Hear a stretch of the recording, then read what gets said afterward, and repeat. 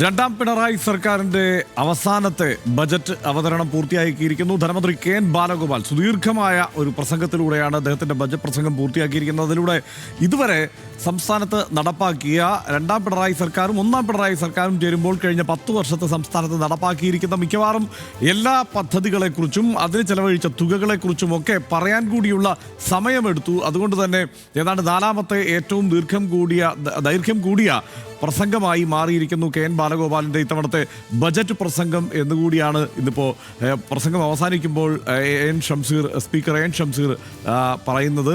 എന്തായാലും വലിയ പദ്ധതികൾ എന്ന മട്ടിലല്ല ഇത്തവണത്തെ ബജറ്റ് പ്രസംഗത്തെ കാണാനാവുക. തെരഞ്ഞെടുപ്പിന് മുമ്പ് ബജറ്റ് പ്രസംഗത്തിന് മുൻപ് അദ്ദേഹം പറഞ്ഞതുപോലെ കെ.എൻ. ബാലഗോപാൽ പറഞ്ഞതുപോലെ ഏറെ ഗിമ്മിക്കുകളില്ലാത്ത എന്നാൽ കുറേയേറെ കാര്യങ്ങൾ പറഞ്ഞു പോകുന്ന ഒരു ബജറ്റ് എന്ന് തന്നെ വേണം അതിനെ വിലയിരുത്താൻ. അതിൽ ഏറ്റവും പ്രധാനപ്പെട്ട പ്രഖ്യാപനമായി വരുന്നത് 12ാം ശമ്പള പരിഷ്കരണ കമ്മീഷനെ പ്രഖ്യാപിച്ചിരിക്കുന്നു എന്നുള്ളതാണ്. സർക്കാർ ജീവനക്കാർക്ക് ഏറ്റവും പ്രതീക്ഷയോടെ അവർ കാത്തിരുന്ന ഒരു വാർത്ത വന്നിരിക്കുന്നു.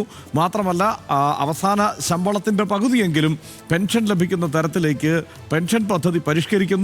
ഏപ്രിൽ 1 മുതൽ തന്നെ അത് പ്രാബല്യത്തിൽ വരുന്നു എന്ന വലിയ പ്രഖ്യാപനമുണ്ടായിരിക്കുന്നു. തെരഞ്ഞെടുപ്പ് അടുത്തിരിക്കുന്ന സാഹചര്യത്തിൽ സർക്കാർ ജീവനക്കാരെ ഒപ്പം നിർത്താനുള്ള കൂറ്റൻ പ്രഖ്യാപനമാണ്. ആ നിലയ്ക്ക് നോക്കിയാൽ സംസ്ഥാന ബജറ്റ് DA കുടിശ്ശിക മാർച്ച് മാസത്തോടെ പൂർണ്ണമായി കൊടുത്തു തീർക്കും എന്നുള്ള പ്രഖ്യാപനമാണ് ഉണ്ടായിരിക്കുന്നത്. മധ്യവർഗത്തിനിടയിൽ ഏറ്റവും സ്വാധീനം ചെലുത്താൻ കഴിയുന്ന ഒരു പ്രഖ്യാപനം എന്ന് തന്നെ വേണമെങ്കിൽ അതിനെ പറയാം. ഏപ്രിൽ 1 മുതൽ അഷ്വേർഡ് പെൻഷൻ പദ്ധതി കൂടി വരുന്നു. അവസാന ശമ്പളത്തിൻ്റെ പകുതി പെൻഷനായി കിട്ടും. 12ാം ശമ്പള പരിഷ്കരണ കമ്മീഷനെ പ്രഖ്യാപിച്ചിരിക്കുന്നു. മാത്രമല്ല മധ്യവർഗത്തിനിടയിൽ ആ മട്ടിലുള്ള പ്രഖ്യാപനങ്ങൾ സ്വാധീനം ചെലുത്തും എന്ന് പ്രതീക്ഷിക്കുന്നുണ്ടെങ്കിൽ അംഗൻവാടി വർക്കർമാർക്ക് ആശ്വാസമേകിക്കൊണ്ടുള്ള വേതന വർധനയും പ്രഖ്യാപിച്ചിട്ടുണ്ട് എന്നുള്ളതാണ്. ആശാ വർക്കർമാരുടെ ഓണറേറിയം വീണ്ടും 1000 രൂപ കൂടി കൂട്ടിക്കൊണ്ടുള്ള പ്രഖ്യാപനം ഇപ്പോൾ ഉണ്ടായിരിക്കുന്നു. ഈ വർഷത്തിനിടയിൽ തന്നെ രണ്ടാമത്തെ പ്രഖ്യാപനമാണ് അത് എന്ന് നമുക്ക് കാണാം. അംഗൻവാടി വർക്കർമാർക്ക് 1000 രൂപയും ഹെൽപ്പർമാർക്ക് 500 രൂപയും അധിക വേതനം നൽകും എന്നുള്ള പ്രഖ്യാപനം കൂടി വന്നിരിക്കുന്നു. സംസ്ഥാനത്ത് ഡിഗ്രി വരെ വിദ്യാഭ്യാസം സൗജന്യമാക്കി നിർണായക പ്രഖ്യാപനവും നടത്തിയിരിക്കുന്നു ഈ ബജറ്റിലൂടെ. ആർട്സ് ആൻഡ് സയൻസ് കോളേജിൽ ഡിഗ്രി വിദ്യാഭ്യാസത്തിന് ഇനി ഫീസില്ല. അതായത് ആർട്സ് ആൻഡ് സയൻസ് കോളേജുകളിൽ ഡിഗ്രി പഠിക്കുന്നവർക്ക് വരെ ഫീസില്ല എന്നതുകൊണ്ട് ഡിഗ്രി വരെ സംസ്ഥാനത്ത് സമ്പൂർണ്ണ സൗജന്യ വിദ്യാഭ്യാസം നടപ്പായിരിക്കുന്നു എന്നുള്ളതാണ്. സ്കൂൾ വിദ്യാർത്ഥികൾക്ക് സൗജന്യ അപകട ലൈഫ് ഇൻഷുറൻസ് പദ്ധതിയുണ്ട്. പൊതുവിദ്യാഭ്യാസ രംഗത്തിനായി 1128 കോടിയുടെ നീക്കിയിരിപ്പ് കൂടിയുണ്ട്.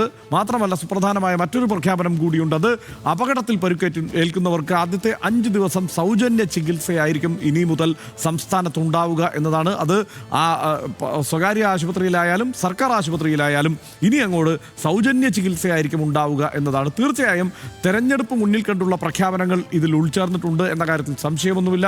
ശമ്പള പരിഷ്കരണം, DA കുടിശ്ശിക കൊടുത്തു തീർക്കൽ എല്ലാം അങ്ങനെ ഈ സർക്കാർ ഉദ്യോഗസ്ഥർ കാത്തിരുന്ന പ്രഖ്യാപനങ്ങളാണ്. അതോടൊപ്പം തന്നെ ആശാ വർക്കർമാരുടെ ഓണറേറിയം അടക്കം വർദ്ധിപ്പിച്ചുകൊണ്ടുള്ള പ്രഖ്യാപനങ്ങളും മറ്റു പ്രഖ്യാപനങ്ങളും ഒക്കെ ഉണ്ടാകുന്നു. തീർച്ചയായും നേരിട്ട് ആളുകളിൽ തൊടുന്ന തരത്തിലുള്ള ഒരു ബജറ്റ് എന്ന് വേണമെങ്കിൽ നമുക്കിതിനെ വിശേഷിപ്പിക്കാം. എന്നാൽ മഹാപദ്ധതികളുടെ വലിയ കണക്കുകളുടെ അവതരണം വേറെ പ്രത്യേകിച്ച് ഉണ്ടായിട്ടില്ല. അതേസമയം ക്ഷേമ പെൻഷനുകൾക്കായി 10 വർഷം കൊണ്ട് 90,000 കോടി രൂപ ഈ സർക്കാർ കാലയളവിൽ LDF സർക്കാരിൻ്റെ തുടർച്ചയായി 10 വർഷ കാലയളവിൽ കൊടുത്തു തീർത്തിട്ടുണ്ട് എന്നത് ആവർത്തിച്ച് ഓർമ്മിപ്പിക്കാൻ കൂടിയുള്ള ഒരു അവസരമായി ധനമന്ത്രി ഈ ബജറ്റ്